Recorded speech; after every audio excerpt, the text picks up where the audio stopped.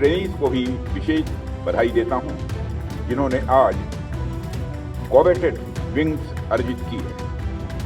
साथ ही मैं सभी अवार्डीज को भी उनकी असाधारण उपलब्धियों के लिए अपनी हार्दिक शुभकामनाएं देता हूं। साथियों, आज जब आपकी कैडेट लाइफ की जर्नी समाप्त हो रही है, तो मुझे लगता है कि आप सेटिस्फैक्शन और एक्साइटमेंट का एक मिला जुला भाव महसूस कर रहे होंगे। तो याद रखिए, आपकी यात्रा भी प्रारंभ ही हुई है और आप एक ऐसी सर्विस का हिस्सा बनने जा रहे हैं जिसने देश की हर पुकार पर अपना बेस्ट दिया है।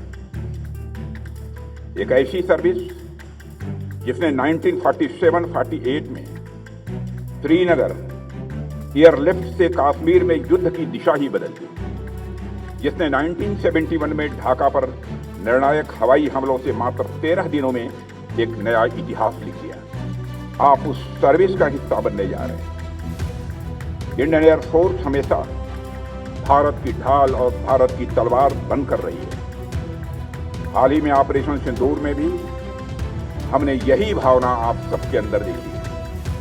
हमारी एयरफोर्स ने क्लैरिटी और प्रिसीजन के साथ आतंकी ठिकानों को नष्ट नाबूद करने में कामयाबी हासिल की। यदि हम उतना बड़ा ऑपरेशन सफलतापूर्वक अंजाम दे पाए, तो उसके पीछे हमारे इंडिजिनस प्लेटफॉर्म के साथ साथ हमारी एयरफोर्स के ट्रेन, करेजियस और डिसिप्लिन ऑफिसर्स का इम्पॉर्टेंट कंट्रीब्यूशन था।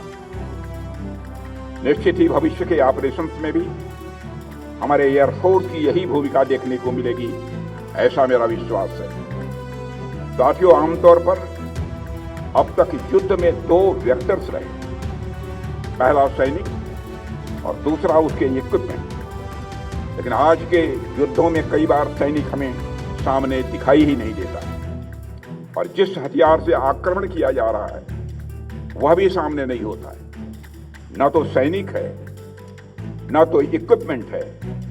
राडार, सैटेलाइट्स, ड्रोन, सेंसर और रोबोटिक्स जैसे अनेक सिस्टम्स आज के युद्ध में डिप्लॉय हैं, जिनमें न तो फाइटर का पता चलता है, न उसकी मशीनरी और इक्विपमेंट का। साथियों, अब तो ऐसे सिनेरियो भी सामने आ रहे हैं जहां पूरी तरह से अपने एडवर्सरीज के ट्रैफिक सिस्टम और सीसीटीवी तक को कंट्रोल कर लिया जा रहा है। और आज वारफेयर की डेफिनेशन काफी हद तक बदल चुकी है।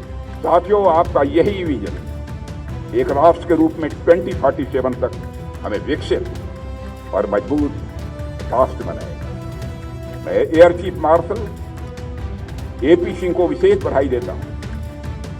आप सिर्फ एक टेस्ट पायलट ही नहीं हैं, बल्कि एक टेस्टेड मिलिट्री लीडर भी हैं। और मुझे पूरा विश्वास है कि आपकी लीडरशिप में इंडियन एयरफोर्स नई ऊंचाइयां, नए हाइट्स छूती रहेगी। Air marshal S Srinivas, commanding in chief training command, और air marshal R Bhasin, commandant air force academy को भी मेरी बहुत बहुत हार्दिक शुभकामनाएं। और आपकी लीडरशिप में यह एकेडमी आने वाले समय में और भी फ्लोरिश होगी, ऐसा मेरा विश्वास है।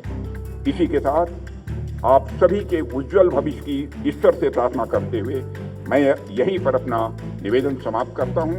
आप सबको बहुत बहुत धन्यवाद।